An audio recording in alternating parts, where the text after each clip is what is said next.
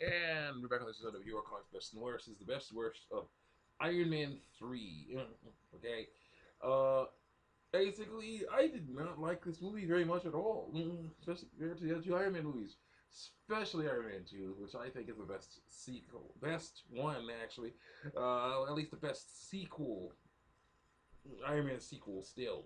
Okay, I'll tell you why right now. Basically, this picture I have for Iron Man 3 shows this thing off. Just shows off why I don't like this movie that much. You see, Tony Stark with his in a partial Iron Man in his Iron Man suit, and it's falling apart, and his head is exposed. Okay, well of course you can see Robert Downey Jr. That's fine. I have no problem with that. I had no problem with that. But the issue was that there's already spoilers in this, just to warn you, just in case yeah. So if you don't want to know the spoilers, then please don't watch it. Yeah, or you don't care. Anyway, basically the suit he has on here is the worst suit I've ever seen.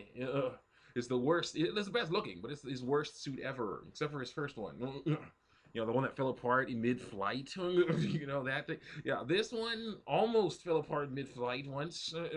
Actually, it flies to him in pieces. So that's a huge issue to me because basically then it's like, okay, uh, you know, because it was for comedy relief, but still it was annoying because it was like, okay, now we I got or an arm so I can blast at these guys shooting who have guns and are shooting at me. But if they get a clean shot on my head, then or my chest, then I'm dead. It's kind of like redundant. It's kind of what you call not redundant.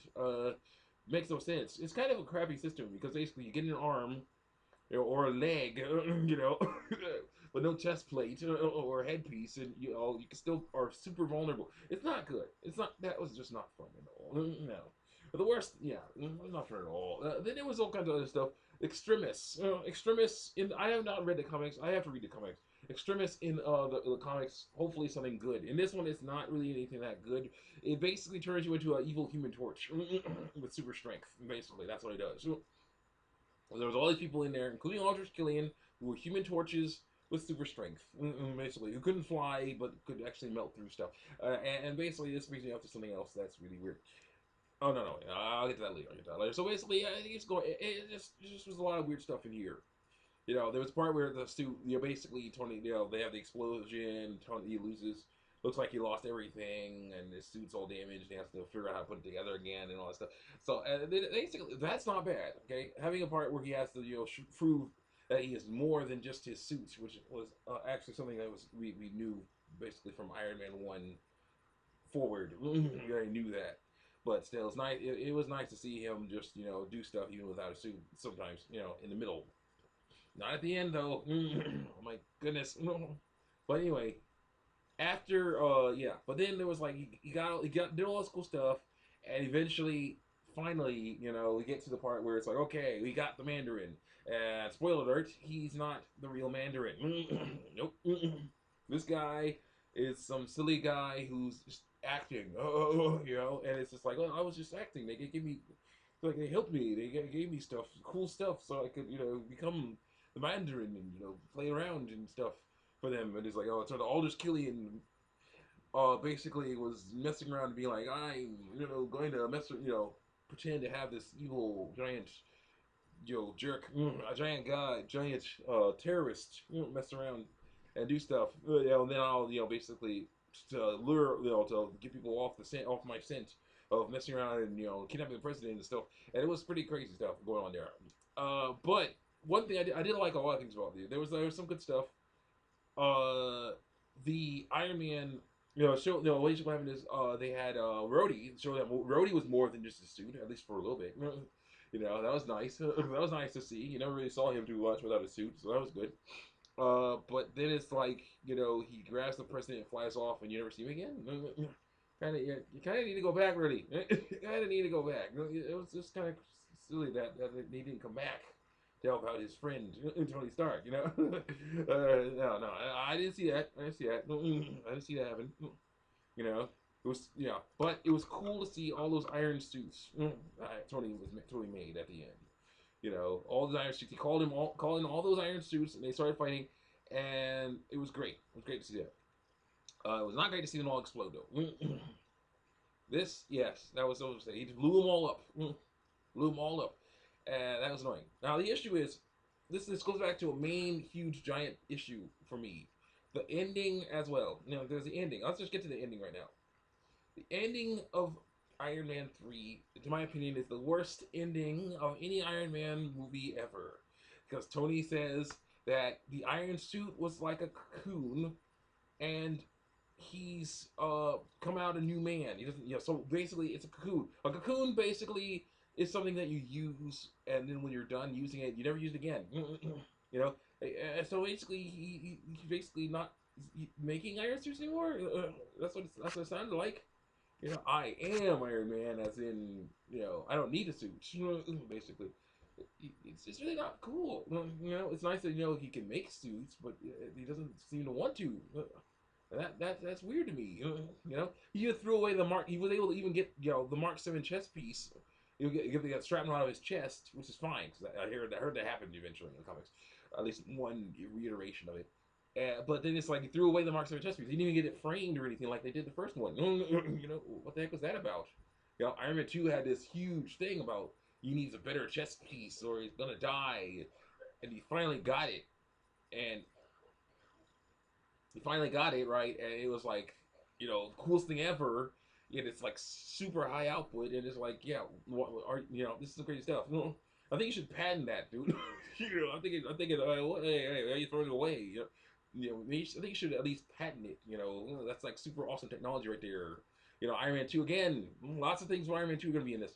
Iron Man 2 again. His dad was saying, Nick Fury told him that his dad was trying to make a energy race that was going to dwarf the arms race.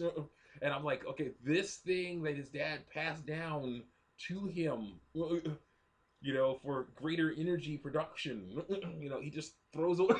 He just throws away. What? It's weird. It's really weird. I did not like that ending at all. It's just so bad.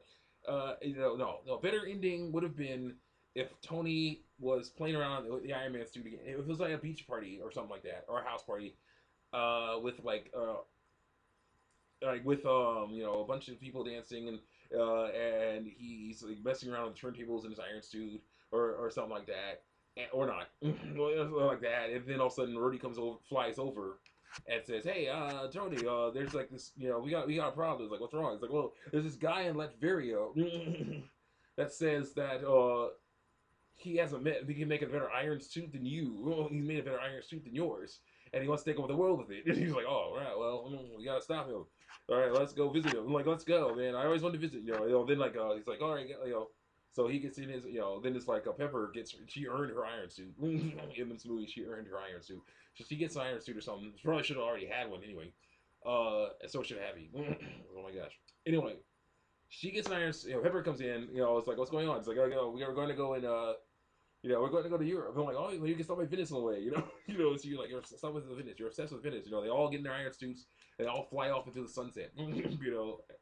So like that. That would have been a better ending than this, because it would have been an ending where it's like, yeah, Tony Stark is Iron Man, and Iron Man is awesome. That would have been great, But I didn't have that. I'm sorry. Yes, that would have been a cheesy ending, but it would have been way better than what we had here, because this is like, no. Unlike they were trying to go for that whole, character retiring, hero retiring type of thing like Batman did. But unfortunately, they did not have a good replacement for Iron Man. Okay, the little kid is not ready for that kind of stuff. That little kid in there, not ready for that kind of stuff. And Rhodey is not Iron Man. He's Iron Patriot or War Machine, whoever you want to call him. Okay, Pepper could probably do some stuff if she wanted to. I hope she does, but still, no. Also, there was an issue with the extremis thing. Pepper got infected with extremis, and they decided, she suddenly just, busted out. Oh yeah, she was attacked by an Iron Man suit who only, I guess, could only read body heat, not actually see somebody's face or anything like that. I'm sorry. It's Jarvis. That is Jarvis. Oh, come on, man. How could Jarvis not see that it was Pepper? Pepper Potts. That was weird. But what should have happened was, what happened was, she, when that iron suit came at her, instead of, she basically did a cartwheel out of nowhere and like uppercutted her, did like a dragon uppercut or something. I'm like, okay, I don't remember the scene where the setup of this, where either she took gymnastics or some type of martial art. They show her old photos of her taking gymnastic or martial art or something, or the other evil Human Torches teaching her how to do anything. I don't remember seeing any of that. So yeah, this just comes out of nowhere and it's so weird. What should have happened was that she should just use regular human ideas and regular human ideas basically to defeat, to mess around with that iron suit. Okay, she started off great with her extremist powers, which is basically she got a pipe and conked Austin Killian upside the head with it. That's what a normal person would do. You're like, okay, this guy is crazy. He's super strong. I can't fight him myself. I need a weapon. This will do. With her super strength though, she was able to just knock him over, not knock him away for a while, so she could help Tony a bit. That was nice. That was cool. But then that backflip uppercut thing, that was just weird. I would have rather she basically grabbed the suit. The suit comes at her and she like grabs it. It like grabs her. She grabs it. Grabs it. And is able to stop it in its tracks. Because she has that super strength. She's like, yeah. And then she's like, hey, Brody. No, not Brody. Brody. Jarvis, wake up. Like, Jarvis, wake up. It's me. And it was like, oh. So they'd be like, terribly sorry, Miss Potts. However, I do have some questions. How you're doing this? It's like, not now. Like, not now. And she like basically a nice little puppet, a marionette type of thing would have fine, not now. Fire, fire at this guy. No, Tony needs help. Fire at this, fire repulsor blast. Like, she like be like controlling, moving around. That'd be great. I would like to see that. She'd be like controlling that, like, oh, the missiles have been, like fire, the repulsor blast. I'm not having enough. It does not have enough power to just defeat Aldrich Killian. Like, not defeat Aldrich Killian. It's like, oh, well, all your missiles here is like, oh, the missile launching system was damaged. So she'd be like, grab the missile, throw it out, and then grab the missile, or maybe like Aldrich knocks the iron suit away. It's like knocks them both down. She grabs a missile. What? Weird. Throws it. Grabs the missile, throws it at Aldrich. He's like, okay, fire now. Jarvis fires the missile at. Fires a repulsor blast at the missile. That blows him up. Blows up the missile, which blows up Aldrich, and that's fine. I have no problem with that. I have no problem with that at all. That's basically kind of what happened. She, but she put the armor on and shot him with that. I'm like, but a lot cooler if it was done in a way that made more sense. But anyway, so yeah, that was weird. There's a lot of weird yeah, there was just some weird stuff in this movie. There was a lot of weird stuff in this movie that just made it so annoying, and it was even made worse because I actually have the trailer analysis. This one trailer analysis from YouTube.com, and it's like this is important. Is Aldous Killian important? Wait, well, there's an Avenger symbol on the Mandarin's tattoo on the Mandarin. Maybe that's important. Like, no, it's not. No, it isn't. No, oh guys, no. Like, oh, this is so bad. Oh, I can't listen to this. Oh, it was so bad. It was just so horrible. So horrible. Like, it was a big letdown in my opinion. And oh yeah, also basically Tony. I was just thinking about this. Tony was basically saying that he's finished. He's basically looks like he was out of the iron suit making business. The problem is, of course, there's an escalation thing you have to worry about. Okay, in Iron Man 1, you had a guy make an iron suit to escape from these losers that were trying to kill everybody. Okay, then he makes a better one and fights a guy who tries to make makes an iron suit out of his old designs. Right. So then him defeating that guy puts him on the map basically. Iron Man 2, Justin Hammer and Victor Vanko make iron suits to fight him. And people all over the world are also trying to make iron suits as well to fight, to be better than Iron Man, including Justin Hammer and Victor Vanko. So basically, then this in this one it's even crazier. You got people who can actually damage iron suits without having to put on iron suits of their own. This is a time to gear up, Tony, not a time to shut it down. And yeah, basically said he was shutting it down. So I'm like, okay, how are you going to survive? You barely survived against one of those Human Torch people. Okay, how are you gonna, how is a person in Kevlar or something gonna survive? Gonna do anything again? No, they'll just melt right through that. They'll just melt right through that. Okay. This is bad. And also, it's like, okay, this is not the guy they fight is not the real Mandarin. Okay, so they obviously figured. I'm wondering. First of all, here's the go. Here's the deal. Have you gotten everybody from AIM? Are you sure you got everybody from AIM? You don't know. You don't know that. Second, they base the people from AIM base the Mandarin off of something. Actually, be a guy who has who is the real Mandarin, who has these things, the ring powers, or at least some giant organization that wants to do crazy stuff, find crazy energy treasure, find crazy ancient treasures of whatever that can do crazy stuff to the world and whatnot. This wouldn't be the first time. Okay, you got that. You got other people, Crimson Dynamo, the Beetle, and Doctor Doom, of course. Yeah, all kinds of different people that are still, and of course, yeah. Then there's all the Avenger stuff. How is all this going to work if you're not into making iron suits anymore? I don't know. This is bad news. Only that was the biggest thing, the biggest hugest problem with Iron Man 3 was its ending, because they messed around. And were like, hey, this ending. I don't want to be Iron Man anymore. I come out of this thing. The cocoon. Yeah. The cocoon. I emerged a better man. Yeah. I don't. Forget all that stuff I learned in Iron Man 2, Iron Man 1 and 2. I don't. I'm more than just a suit. Yeah. I'm like, come on, guys. We know. We know that. But still, this is crazy. Yeah. So that was the issue with Iron Man 3. It just it was just so disappointing.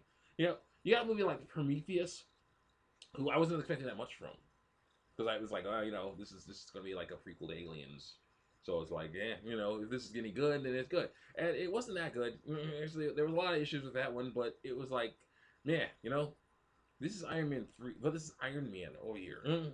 Iron Man was just had set up such a high bar that it's so just crazy disappointing, and it falls short of that high bar.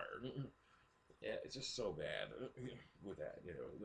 So I'm not going to say it's all bad. There's a lot of good moments, but it's still that ending saying, hey, that thing that saved my life 5 billion times, I'm not going to make any more of those. I'm not going to make any more of those. You know how Rhodey almost died? It's like, this suit was deactivated by a fire handshake. I'm not going to improve upon that.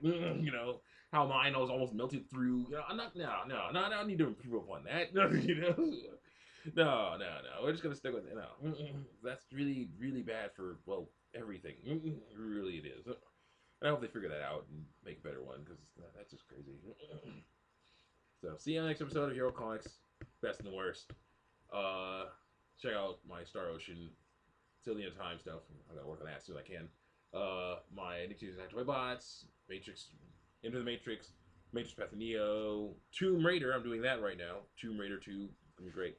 Also, basically, the worst would have to be the ending of the Iron Man 3. The best would have to be the beginning, when everything was set up, and it was looking like it was going to be super awesome and wonderful, but then it just fell short. It was like, Now, check out my other stuff. House on 2006 ended. I gotta put the rest of those on.